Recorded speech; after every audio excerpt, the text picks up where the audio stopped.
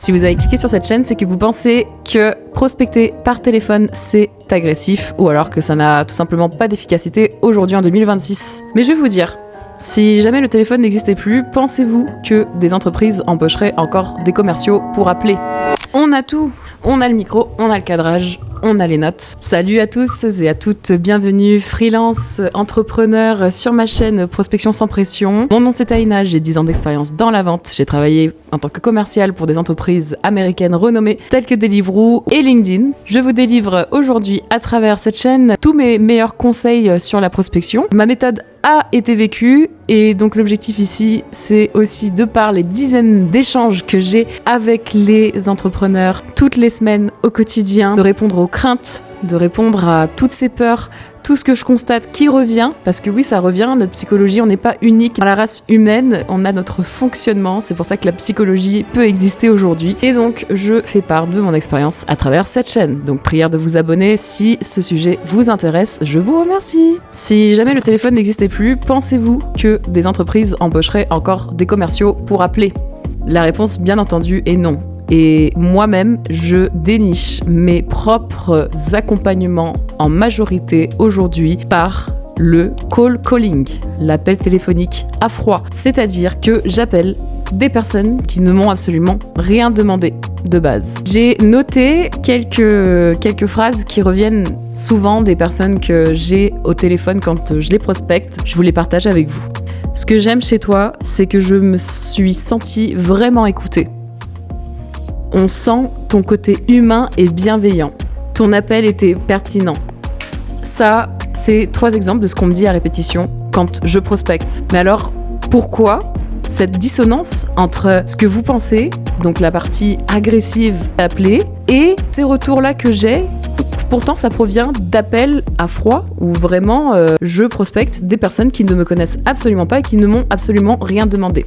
Et puis généralement, les prospects, quand je les ai en session avec moi, ils me disent « Oui, mais en fait, si j'appelle pas parce qu'en fait c'est agressif. » Et puis là, souvent dans la session, je leur dis « Mais du coup, pouvez-vous me rappeler comment on est là ? Comment est-ce qu'on est arrivé à se rencontrer aujourd'hui ?» Et là, ils me disent oui, mais parce que vous avez de l'expérience, voilà, vous connaissez votre domaine. Oui, j'ai de l'expérience, ça montre bien que ça s'apprend. Je suis pas née en ayant ces compétences et c'est aujourd'hui pour ça que j'accompagne les personnes à développer cet aspect-là, parce que ce n'est pas une fatalité. On n'est pas nés tous avec déjà des compétences clés en main. On a bien sûr des dons sur certaines choses, on a des choses c'est inné, plus que d'autres personnes sur certains aspects, mais par rapport à la vente, on n'est pas tous nés déjà commerciaux à savoir parler et s'adresser à la cible. C'est des choses qui s'apprennent en fait. Je vous fais en 7 points les choses qui vont vous permettre de vous aussi améliorer cet appel de prospection et vous permettre de voir ça d'une manière où c'est pas agressif du tout. Déjà, il y a la manière d'approcher la personne quand vous appelez. L'objectif quand vous appelez, c'est pas justement d'être agressif, c'est d'avoir un ton qui est calme et qui est posé. Ça, on l'a déjà vu dans une précédente vidéo, je vous invite à aller la regarder. D'ailleurs, je sais pas si elle peut s'afficher là, j'ai jamais fait donc on verra si ça marche. Je vous mets la vidéo sur ce sujet-là pour aller le travailler, mais ça c'est vraiment capital, c'est un élément qui va changer votre appel de prospection. L'objectif c'est de ne pas avoir de discours générique, mais d'avoir une approche humaine qui est en accord avec qui vous êtes, votre personnalité, vos atouts. Et donc l'objectif c'est en s'entraînant que vous allez gagner en confiance là-dessus, que vous allez voir qu'est-ce qui correspond le plus ou moins avec votre personnalité. Et c'est comme ça que vous allez pouvoir ajuster. Le mieux bien sûr c'est de vous faire accompagner. Je lâche ça comme ça, mais le fait de vous faire accompagner ça va vous permettre d'avoir une personne qui est experte dans son domaine, qui va avoir un regard sur vous, vous donner un feedback direct et que ça va vous permettre de vous corriger directement dans la même session. Si jamais vous voulez candidater, c'est le premier lien qui est en description de cette vidéo, mais je vous invite à le faire uniquement si vous êtes motivé.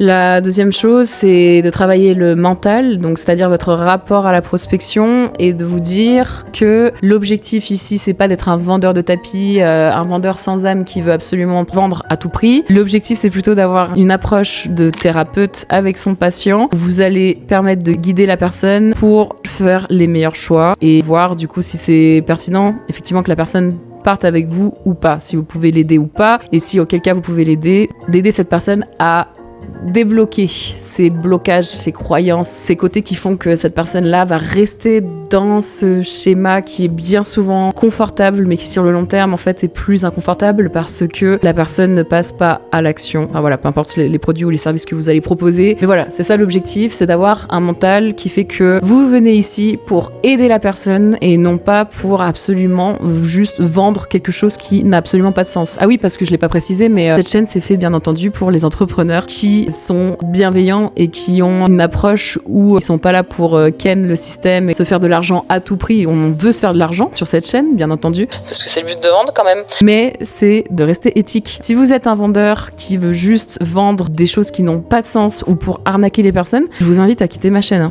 tout de suite. D'ailleurs, c'est pour ça que dans mon accompagnement, j'ai une session qui s'appelle Mindset. On va aller lever ces blocages que vous avez par rapport à la prospection pour vous aider à changer ce mental-là. Petit tips par rapport à ça, c'est aussi, moi en tant que commercial, ça a été très difficile pour moi de passer ce cap d'appeler pour moi, mon entreprise, plutôt qu'en tant que salarié pour une entreprise. Et j'ai appris à dissocier les deux. C'est-à-dire que quand j'appelle pour mon compte, donc pour mon entreprise, je me dis que si les personnes me rejettent, ce n'est pas moi, mais c'est prospection sans pression. Et ça, c'est un tips qui généralement fait des déclics dans la tête de mes clients. Donc, si jamais vous avez un nom d'entreprise, dites-vous que si les personnes vous rejettent par téléphone, c'est le nom d'entreprise qu'elles rejettent et pas vous personnellement. C'est-à-dire pas moi, par exemple, Taïna, personnellement. Le troisième point, ça va être, dès le début, dès les premières secondes, d'être pertinent en parlant des problèmes du quotidien de votre cible. Très important, vous allez directement leur parler, utiliser le vocabulaire que votre cible utilise, et là, la cible va totalement se reconnaître en ce que vous dites et ne pourra pas trouver ça complètement absurde, le fait que vous les appelez. Et ça, souvent, ça va ouvrir au moins la discussion, même s'il n'y a pas d'intérêt ou s'il y a des objections forcément qui vont apparaître. Et ça aussi, c'est quelque chose qui se travaille. On peut travailler ensemble ou qui peut se travailler avec le temps à répétition. Mais voilà, l'objectif, c'est de passer cette étape de quelques secondes que la personne va décider si oui ou non elle continue à vous écouter, elle continue l'appel avec vous.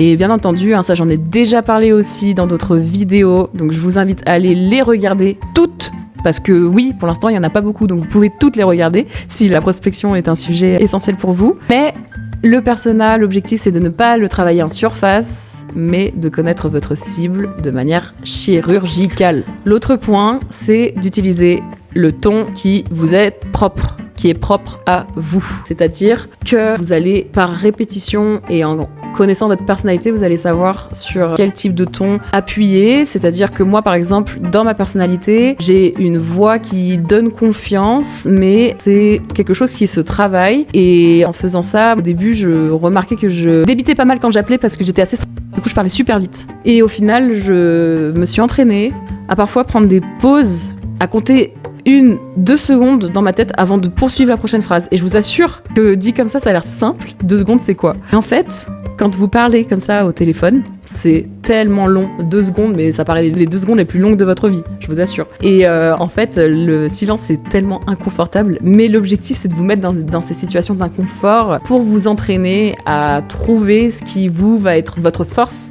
Et aujourd'hui, moi, ma force, c'est justement de marquer des pauses au bon moment dans mon pitch, mais aussi de savoir en fait quel type de ton adapté. Par exemple, d'un seul coup, il va y avoir un élément dans le call qui va être un peu plus humoristique.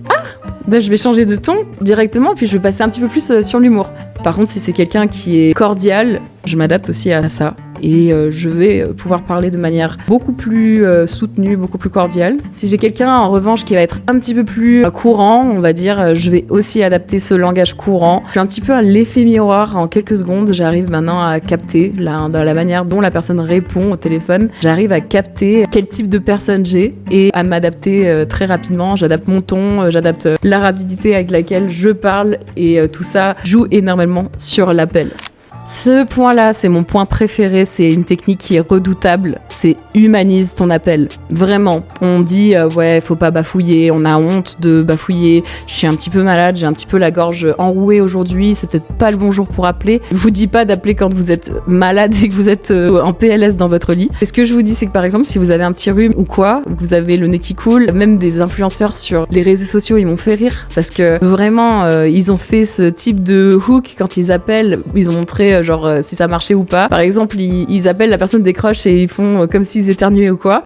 Et ça, vraiment, je vous dirais d'être authentique là-dessus, c'est-à-dire ne le faites pas forcément exprès, mais si par exemple, vous avez le nez qui coule, à un moment donné, que vous faites comme ça, et bah, vous pouvez juste dire « Pardon, excusez-moi, je suis un petit peu enrhumée, vu le climat en ce moment », et vous savez, ça va déclencher quoi dans la tête de votre prospect ? Ça va déclencher que vous êtes un humain, pas une IA, et que vous êtes juste, en fait, un être vivant au bout de la ligne, vous êtes une personne normale. Et ça, humaniser l'appel, c'est de se servir, de capitaliser sur tous les moments qui pourraient être gênants de manière normale, mais vous allez le transformer à votre avantage en rappelant à la personne que vous êtes un humain. Mince, bon bah j'ai éternué, excusez-moi quoi. Et ça, souvent, je vous assure, ça relaxe la personne. C'est incroyable. Donc vraiment, servez-vous-en. N'hésitez pas, si par exemple, je sais pas, vous avez un tic de langage ou je sais pas, un accent ou toutes ces choses-là qui vont vous démarquer, vraiment, n'ayez pas honte, ne soyez pas gênés et au contraire, apprenez à vous en servir, à humaniser votre appel. J'aimerais aussi que vous me mettiez en commentaire quel est le point qui vous semble le plus difficile de mettre en place. Comme ça, je pourrais éventuellement faire une vidéo sur le sujet.